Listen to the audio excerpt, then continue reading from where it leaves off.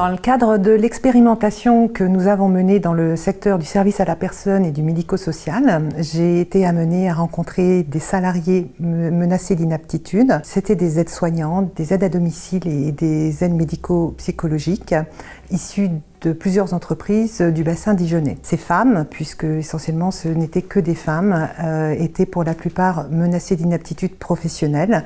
Certaines d'entre elles étaient déjà avec une reconnaissance de travailleurs handicapés, d'autres ne l'avaient pas encore fait, mais pour la plupart, elles étaient en arrêt déjà de longue maladie. L'objectif de rencontrer ces femmes était de parler avec elles et de pouvoir aussi mettre des mots sur leurs difficultés, pourquoi elles en étaient arrivées là, qu'est-ce qui s'était passé dans leur parcours professionnel, qu'est-ce qu'elles avaient aussi développé comme compétences en dehors de leur métier, puisque ce sont des femmes qui ne valorisaient pas du tout les compétences qu'elles avaient pu développer. Donc c'était pouvoir les mettre en confiance, les rencontrer et développer tout ça. Donc mettre des mots aussi. Pourquoi effectivement il y a eu ces accidents du travail, qu'est-ce qui s'est passé finalement dans leur parcours professionnel. C'est toutes ces difficultés et ces mots sur lesquels effectivement on a pu travailler ensemble qui ont été aussi le point de départ sur les premiers ateliers que l'on a mis en place avec l'ARACT pour les salariés du secteur service à la personne, du médico-social et les entreprises aussi de ce secteur-là. Les entreprises que nous avons rencontrées sur ce secteur étaient, je dirais, très volontaires. Ce sont des entreprises qui génèrent beaucoup d'emplois, même si on ne les voit pas toujours, puisque ce sont des travailleurs à domicile, donc c'est pas toujours évident de s'apercevoir qu'il y a autant d'emplois derrière. Pour autant, ce sont des entreprises qui rencontrent aussi, sur le plan humain, des grandes difficultés, parce qu'ils doivent faire face aussi à des recrutements importants dans ce secteur-là, des taux d'absentéisme qui sont relativement importants, des salariés qui ne sont pas toujours finalement bien payés, en plus avec des horaires décalés, et ces employeurs sont bien conscients de ça, que ce sont des métiers très difficiles. Donc ils sont très engagés aussi pour pouvoir améliorer les conditions de travail. Ils ont été très favorables et je dirais que les plus gros employeurs de ce secteur du bassin dijonnais nous ont dédié des personnes, des cadres intermédiaires pour la plupart, donc c'est-à-dire qui sont avec la direction et aussi avec les salariés, qui doivent faire face aussi aux difficultés des salariés. Donc c'est ce qui nous a permis aussi, avec ces personnes dédiées, de mettre en place ces ateliers, de travailler avec elles, de voir aussi les difficultés face à l'inaptitude, comment repérer, comment mieux gérer aussi ces personnes, comment aussi elles-mêmes mieux appréhender ces difficultés face aux salariés, puisque ce sont souvent les cadres intermédiaires qui ont, eux, des risques psychosociaux, c'est-à-dire qu'ils ont des tensions et des stress très très importants aussi quand ils doivent aussi remplacer par exemple un salarié qui est absent.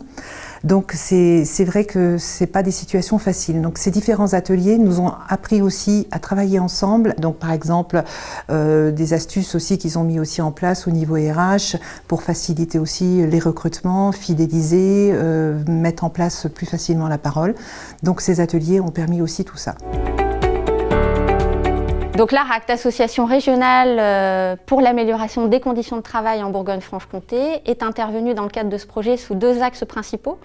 Le premier axe qui était un diagnostic réalisé directement avec les salariés menacés d'inaptitude, donc aide à domicile, auxiliaire de vie, aide médico-psychologique. L'idée, c'était vraiment d'identifier ce qui, dans le travail, était source de pénibilité, d'usure professionnelle. D'identifier vraiment les facteurs. Derrière, ce qui a été travaillé avec les salariés a été réinvesti auprès des employeurs dans le cadre d'une action collective pour essayer de travailler à des améliorations. En matière de prévention, ce qui est important, c'est vraiment d'aller investiguer le travail réel. Le travail est vraiment la manière dont il se déroule dans les faits au quotidien, avec son lot d'adaptations, d'imprévus, etc. Donc l'idée avec les salariés, dans le cadre du diagnostic qui a été réalisé en première partie de ce projet, c'était vraiment d'aller interroger cet axe-là. Qu'est-ce qui se passe dans le cadre de mon travail au quotidien ? Face à quel type de situation je dois m'adapter ? Et surtout, on est sur un axe relationnel et humain très fort. Donc l'idée, c'était vraiment d'aller interroger ce qui était facteur de contrainte dans le travail réel, dans son organisation, et puis également ce qui pouvait quand même générer de la motivation, de la ressource dans le travail, pour veiller à le préserver aussi. Dans le cadre de ce diagnostic, ce qui est ressorti avec les salariés, c'est vraiment qu'il existait aussi des moments charnières, c'est-à-dire des moments où les salariés, malgré leurs difficultés physiques, psychiques ou autres, liées à l'usure et à la pénibilité, cherchaient à tenir. Alors à tenir vis-à-vis des bénéficiaires, je dois tenir parce que les bénéficiaires comptent sur moi, je dois tenir parce que la structure compte sur moi, je dois tenir parce que j'ai aussi une identité sociale et professionnelle, moi, et que je cherche avant tout à continuer dans ma mission. Les salariés tiennent et peut arriver, c'est ce qu'on a vu dans le cadre du diagnostic, ce qu'on appelle un moment charnière. Le moment charnière, ça peut être un changement d'organisation, changement d'horaire, changement de service, changement de secteur géographique, changement de bénéficiaire. Ça perturbe le travail, ça perturbe les repères, et ce qui faisait qu'on tenait, tout d'un coup ça lâche. Et bien souvent ça conduit à l'inaptitude. Donc ensuite, les éléments qui ont été travaillés en lien avec les salariés menacés d'inaptitude, dans le cadre du diagnostic, ont ensuite pu être investigués auprès des employeurs dans le cadre de l'action collective. L'idée était de se dire, moi en tant que direction, ou en tant qu'encadrant intermédiaire, ou en tant que chargé des RH au sein de ma structure, comment je peux agir eu égard aux éléments de diagnostic amenés par les salariés, comment je peux agir en prévention et amener réellement une démarche au sein de ma structure. Donc l'idée, c'était vraiment d'amener des clés de lecture et puis une méthodologie par rapport à ça, avec des éléments importants à notifier. D'une part, mettre en place une démarche de prévention concertée au sein de la structure. Alors quand on dit concerté, c'est bien entendu porté par la direction, mais aussi travailler avec les encadrants intermédiaires, avec les salariés ou leurs instances représentatives, les IRP, travailler aussi avec les personnes en charge des questions de santé au sein de la structure ou des questions de ressources humaines, aussi avec l'infirmier en santé au travail, aussi avec le médecin du travail, enfin en tous les cas travailler ensemble autour de cette question de prévention de l'usure professionnelle. Bien souvent, les structures, elles ont déjà réalisé un certain nombre de choses, à travers par exemple le travail autour du document unique d'évaluation des risques, ou à travers d'autres projets qui ont été menés pour justement prendre en compte ces questions de pénibilité au travail, et puis essayer d'apporter des améliorations. Donc l'idée, c'est déjà de se dire, bon, d'où partons-nous ? Qu'est-ce qui a déjà été fait ? Qu'est-ce qui a porté ses fruits ? Qu'est-ce qu'on peut pousser plus loin ? Et puis qu'est-ce qu'on peut peut-être vraiment mettre en place au regard des difficultés qui remontent du terrain. L'idée, c'est vraiment de s'intéresser aux conditions de réalisation du travail dans le cadre de cette démarche de prévention. C'est aussi d'instaurer des temps d'échange et de régulation autour du travail. On est sur des fonctions qui sont bien souvent des fonctions avec un isolement important, quand on parle des auxiliaires de vie, des aides à domicile. Il y a vraiment un isolement dans le travail qui ne donne pas de place forcément aux échanges autour du travail et dans le cadre d'un collectif. Donc instaurer des temps d'échange et de régulation, c'est vraiment important. Privilégier aussi ce qu'on appelle dans le cadre du réseau, un acte à acte, ce qu'on appelle le management du travail. Donc manager en prenant en compte vraiment le travail dans sa réalité et puis rendre le travail à la fois soutenable, régulé et porteur de sens. Donc aller vraiment sur ce qu'on appelle le management du travail. Chose importante aussi dans le cadre d'une démarche de prévention en matière d'usure professionnelle et dans une démarche concertée, c'est d'anticiper les changements. On a vu qu'il existait des moments charnières. Il est important effectivement de pouvoir anticiper sur ces changements-là et de pouvoir les travailler en amont avec les salariés principaux concernés. Il existe ce qu'on appelle des points de repère qui permettent d'identifier qu'à un moment donné, il peut y avoir des soucis particuliers. Alors, je pense à de l'absentéisme, à des arrêts maladie. Je pense à des situations conflictuelles. Conflit dans une équipe, conflit avec un bénéficiaire. Ou des situations où on sent que le salarié, la salariée qu'on connaît est anormalement fatigué, anormalement démotivé. Ça, c'est des points de repère, enfin des points de vigilance, je dirais, plutôt que des points de repère, plutôt des points de vigilance qui peuvent être identifiés par les collègues, par les encadrants intermédiaires, par les bénéficiaires eux-mêmes, par aussi les instances représentatives du personnel, mais aussi par l'infirmier en santé au travail ou par le médecin du travail. Et qui peuvent permettre d'identifier qu'il se passe quelque chose et qu'on est dans une situation qui se veut un peu anormale, en tous les cas où peut-être que le changement d'organisation, peut-être que le changement d'horaire a eu un impact, alors sur une personne ou sur plusieurs. Il est important d'avoir à l'esprit le fait de pouvoir analyser les choses au fil du temps et de se garder à l'esprit qu'il faut avoir une vigilance par rapport à ce qui peut se passer au quotidien.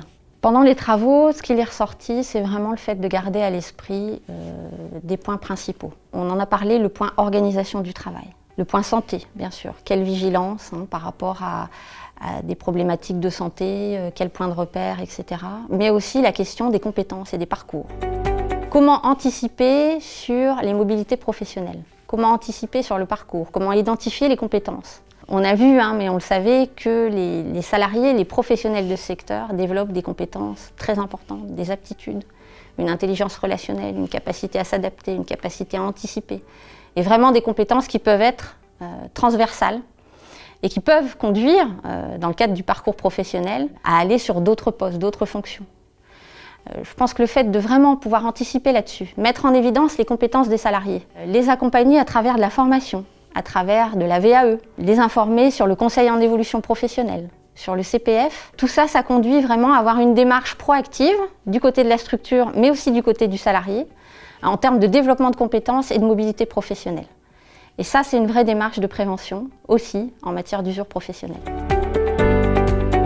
De ces ateliers sont ressortis un livrable qui a été mis en place par l'ARACT. Il y a des grandes directives dedans qui permettent aussi de mieux valoriser, je dirais, l'humain, de mieux reconnaître les points de rupture au niveau des salariés, des possibilités aussi de mettre en place, d'avoir des réponses apportées, par exemple avec des groupes de parole, de mieux accompagner aussi avec des livrables, des choses qui existent, mais les entreprises n'ont pas toujours connaissance parce qu'il y a beaucoup de choses, mais la concertation ne se fait pas toujours facilement. Donc c'est aussi pouvoir mieux comprendre et savoir aussi ce qui existe un petit peu là-dessus sur le territoire.